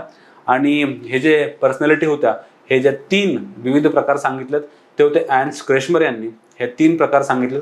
त्याचा चौथा जो प्रकार आहे WH शेल्डन यांनी मानवी व्यक्तिमत्वाचे गोलकृती म्हणजे एंडोमॉर्फी, आयताकृती दिसण्यावरनं, आयताकृती म्हणजे मेझोमॉर्फी आणि लंबाकृती म्हणजे एक्टोमॉर्फी असे 3 प्रकार कल्पित केलेले आहेत. कोण आहेत ते? WH Sheldon. तर गोलकृती, आयताकृती, लंबाकृती असे 3 प्रकार कल्पिलेले आहेत. त्यांच्या मते गोलकृती व्यक्तींची पचनेंद्रिये अधिकतर विकसित झालेली असतात व त्या मानाने इतर अवयव कमकुवत असतात.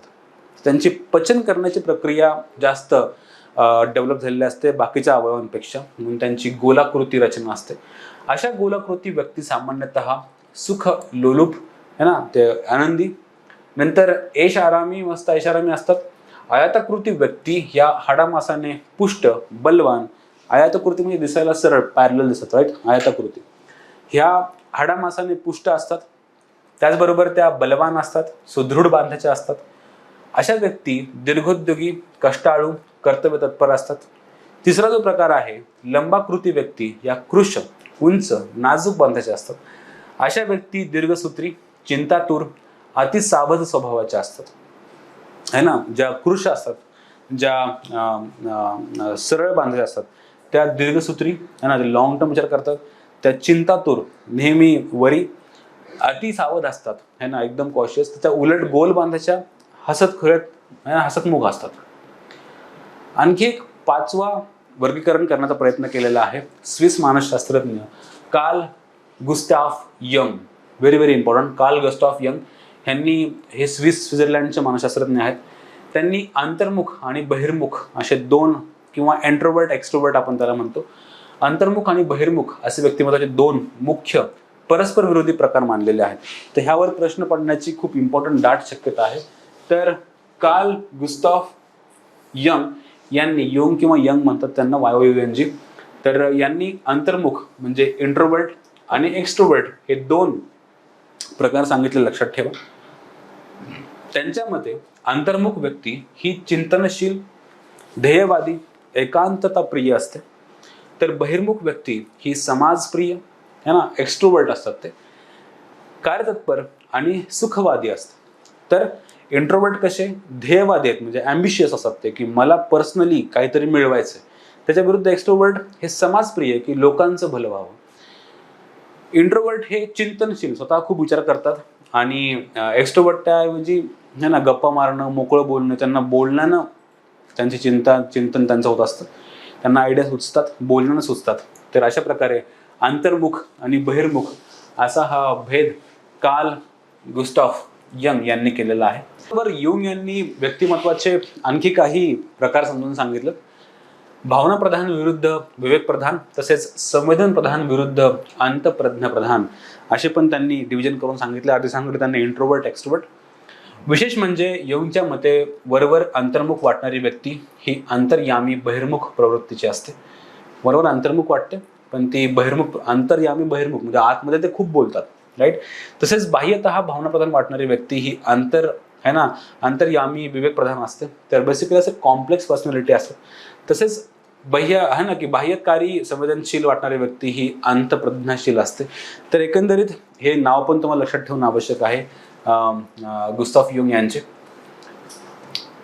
विपरीत व्यक्तिमत्वे आपण ह्याबद्दल पण बोलण्याचा प्रयत्न करू. मानवी व्यक्तिमत्वाचे काही चमत्कारिक अपवादात्मक प्रकार मानसशास्त्रज्ञांनी वर्णलेले आहेत. सगळं काही व्यवस्थित सुरळीत चालेल आणि सुरळीत सामाजिकरणातून त्यांची पर्सनॅलिटी डेव्हलप होईल 8 ते 48 मधनं, असं अजिबात नाही. तर काही विपरीत कारणामुळे विपरीत व्यक्तिमत्व देखील डेव्हलप होतात. मानवी व्यक्तिमत्वाचे काही चमत्कारिक अपवादात्मक प्रकार मानसशास्त्रज्ञांनी वर्णलेले आहेत. ते म्हणजे सहज जीवन है ना, किंवा सहज जाणीव, कॉन्शियस व्यक्तिमत्व आपण त्याला म्हणतो. आणि आवर्ती म्हणजे ऑल्टरनेटिव्ह, त्याला ऑल्टरनिंग म्हणतो आपण. तर कॉन्शियस सहज जाणीव असलेले व्यक्तिमत्व. तर सहज जाणीव व्यक्तिमत्व म्हणजे काय?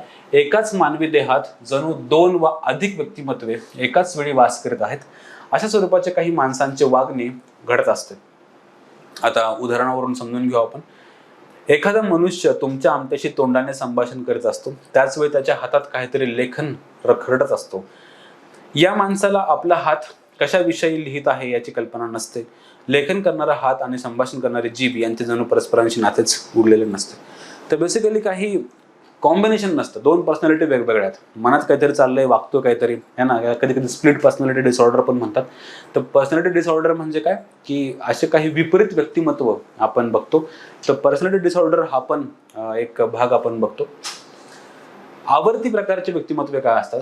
एखादा मनुष्य काही काळापर्यंत एका प्रकारचे व्यक्तिमत्व प्रकट करतो, है ना. आवर्त म्हणजे त्याला आपण सायकलमध्ये, की काही काळ तो चांगला असतो, है ना. नंतर दुसऱ्या कालखंडात तो वेगळ्याच व्यक्तिमत्वाचे प्रदर्शन करायला लागतो, तो बदलतो, है ना. या दुसऱ्या व्यक्तिमत्वाची भूमिका काही काळ वठविल्यानंतर तो मनुष्य पुनश्च आपल्या पहिल्या व्यक्तिमत्वात येतो.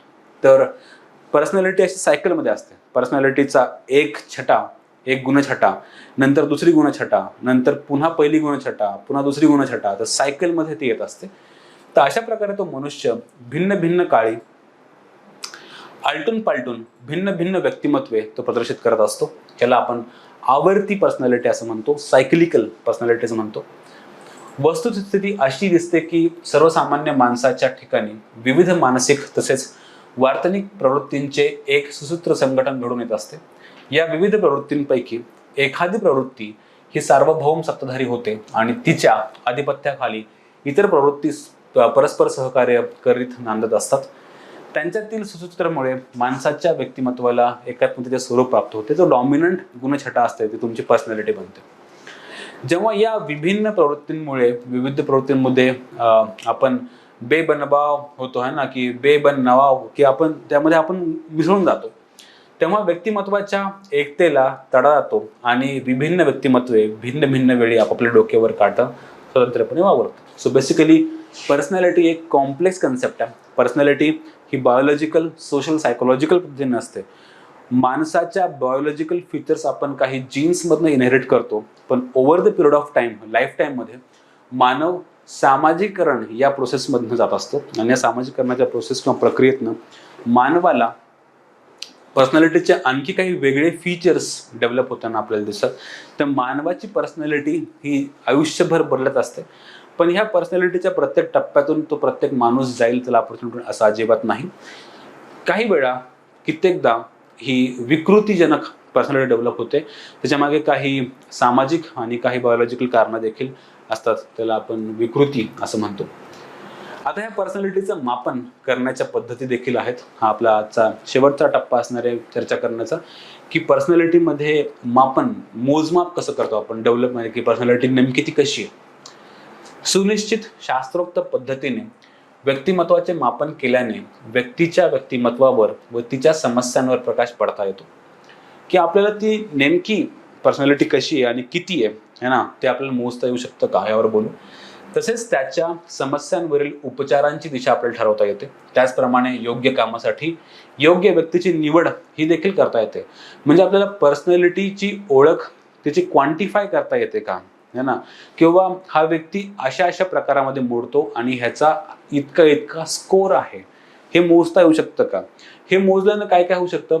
एकतर आपल्याला कळू शकतं की हा व्यक्ती दिलेल्या विशिष्ट परिस्थितीमध्ये कशा प्रकारे वागेल आणि तो किती पटीत वागेल हे आपल्याला कळतं. जर एखाद्या व्यक्तीची नेमणूक आपल्याला एखाद्या पदाकरता करायची आहे, तर तो व्यक्ती त्या पदासाठी सुटेबल आहे का, त्याचा इमोशनल इंटेलिजन्स तेवढा आहे का, तो सायकोलॉजिकली किंवा पर्सनॅलिटी वाईज ते फिट होतो का, तो मॅनेजर म्हणून शोभेल की पिऊन म्हणून शोभेल, हे पर्सनॅलिटी डिफाईन करते. आणि ह्या पर्सनॅलिटीवरनं आपण त्या व्यक्तीची रिक्रुटमेंट, नेमणूक एका योग्य स्थळी किंवा एका योग्य पदावर करू शकतो. म्हणून आपल्याला पर्सनॅलिटी किंवा व्यक्तिमत्वाची जाणीव करून घेणं, त्याचं मोजमाप करणं फार महत्त्वाचं आहे. आणि एक्झॅक्टली MPSC किंवा UPSC देखील त्यांच्या इंटरव्ह्यूमधनं पर्सनॅलिटी टेस्ट करते. आणि इंटरव्ह्यूच्या मुलाखतीला नाव इंटरव्ह्यू नाही म्हणत, त्याला पर्सनॅलिटी टेस्ट म्हणतात. आणि तुमच्या व्यक्तिमत्वाची ती पारख करतात, तुमचं मोजमाप करतात आणि तुम्ही त्या पदांसाठी लायक आहे का नाही हे पण ठरवतात, बरोबर. तर त्याचप्रमाणे योग्य कामासाठी योग्य व्यक्तीची निवड करण्याच्या कामी अशा व्यक्तिमत्व मापन तंत्रांचा आपण उपयोग करू शकतो. व्यक्तिमत्व मापनासाठी पुढील यंत्रे आपण वापरतो. एक शॉर्टमध्ये बघू, डीपमध्ये जाण्याची गरज नाही, पण तुम्हाला या पद्धती माहीत हव्यात. मे बी ते असं विचारतील की खालीलपैकी कुठल्या कुठल्या पद्धती आपण व्यक्तिमत्वाच्या मापनामध्ये वापरतो. तर तुम्हाला एक बेसिक आयडिया हवी म्हणून हा एक पॉईंट मी ऍड करण्याचा प्रयत्न करतोय की व्यक्तिमत्व मापनासाठी पुढील तंत्रे आपण वापरतो. पहिला श्रेणी मापन पद्धती, दुसरा आत्मनिवेदन पद्धती, तिसरा शब्द साहचर्य पद्धती, चौथा प्रक्षेपण तंत्रे आणि पाचवा प्रासंगिक चाचण्या म्हणजे टेस्ट आपण घेतो, केस स्टडीज घेऊ. तर 5 हे नाव लक्षात ठेवा. पर्सनॅलिटी ओळखण्याची ही पद्धत आहे की श्रेणी मापन पद्धती, आत्मनिवेदन, शब्द सहचार्य पद्धती, प्रक्षेपण तंत्रे, प्रासंगिक चाचण्या ही पण एक टेस्ट आहे. त्यातली पहिली आहे श्रेणी मापन पद्धती. या पद्धतीत परीक्षक हा परीक्षणीय व्यक्तीचे मानक रेषेवरील स्थान ठरवतो. उदाहरणार्थ आत्मसंयम या व्यक्तिमत्व पैलू संबंधाने काही व्यक्तींचे मापन करायचे असल्यास परीक्षक 5 बिंदूंची मानरेषा मुकर करून त्या रेषेवरील परीक्षणीय व्यक्तीचे स्थान कोणते ठरवतो. म्हणजे आत्मविश्वासच्या स्केलवर तुला किती पॉईंट द्यावे, तुझे 5 पैकी 3 स्टार, 5 पैकी 4 स्टार, 5 पैकी 2 स्टार, याला आपण श्रेणी मापन म्हणतो. त्याला आपण हायरार्की ठरवतो की स्टार करतो, ग्रेडिंग करतो, 3 star, 4 star, 5 star, 1 star, 2 star, है ना. नंतर येतं आत्मनिवेदन. या पद्धतीत परीक्षक परीक्षणीय व्यक्तीला एक प्रश्नावली देतो, क्वेश्चनियर असतो तो.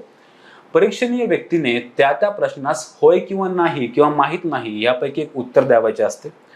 वुडवर्थ, अल्पोर्ट आदी मानव वैज्ञानिकांनी तयार केलेल्या या प्रश्नावली सुप्रसिद्ध आहेत. तर तुम्हाला तुमची पर्सनॅलिटी ओळखण्यासाठी जो परीक्षक असतो तो परीक्षक काय करतो की काही क्वेश्चनर तयार करतो की हा तुम्हाला हे आवडतं का, तुम्ही अशा वेळी काय कराल, तुम्ही असं हे ना, की तुम्हाला त्यावेळेस फक्त येस नो माहीत नाही ह्यावर तुम्हाला बोलत असतं. तर ह्या येस नो आणि माहीत नाही ह्यावरनं तुमच्या पर्सनॅलिटीची ओळख करून घेण्याची पण एक पद्धत आहे. त्याला आपण आत्मनिवेदन म्हणतो. ऍक्च्युली त्या प्रश्नामधून तुम्ही स्वतःला एक्सप्रेस करत असता आणि तुमच्या त्या एक्सप्रेशन्स ज्या येस नो आणि माहीत नाही ह्यावरनं, ह्या एक्सप्रेशन्सवरनं मला तुमच्या पर्सनॅलिटीची झलक किंवा ओळख होऊ शकते आणि त्या पर्सनॅलिटीची मी मापन किंवा मोजमाप करू शकतो की तुम्ही कोण आहात, कसे वाढलेले आहात, तुमच्यात काय क्वालिटीज आहेत, तुम्हाला मी कुठे रिक्रूट करू शकतो, एटसेट्रा. नंतर आहे शब्द साहचर्य. या पद्धतीत परीक्षणीय व्यक्तीसमोर एखादा अर्थपूर्ण शब्द उच्चारण्यात येतो. एखादा शब्द, कुठला पण एक शब्दाचा उच्चार करायचा. तो शब्द ऐकल्याबरोबर दुसरा कोणता शब्द आपल्या मनात उमटतो ते त्या व्यक्तीने पटकन सांगायचे असते. या पद्धतीने परीक्षणीय व्यक्तीच्या व्यक्तिमत्वावर आणि समस्यांवर उद्बोधक प्रकाश पाडतो. हे आपण ते जिंदगी न मिले की दोबाराच्या मूवीमध्ये तो एक गेम खेळताना बघितलेलं आहे की एक शब्द विचारायचा आणि त्याच्याविषयी तुला काय वाटतं हे तू बोलायचं. मग तुझ्या उत्तरावरनं मी तुला जज करणार की अच्छा तू असा विचार करतो शब्दाविषयी, किंवा वडील किंवा प्रेम किंवा एक्झाम किंवा देश. तुम्हाला शब्द मी वापरेल, ह्या शब्दाच्या उत्तरावरनं मी तुम्हाला जज करेल की तुमची पर्सनॅलिटी कशी आहे. त्याला आपण म्हणतो शब्द साहचर्य. नंतर एक आहे प्रक्षेपण तंत्रे. यात प्रामुख्याने 2 तंत्राचा आपण वापर करतो. एक आहे रोशॉर्क यांचे रचनाकृती दर्शन आणि मरी यांचे प्राबंधिक म्हणजे कथा वस्तू असंवेदन त्याला आपण म्हणतो. आपण त्याबद्दल बोलू.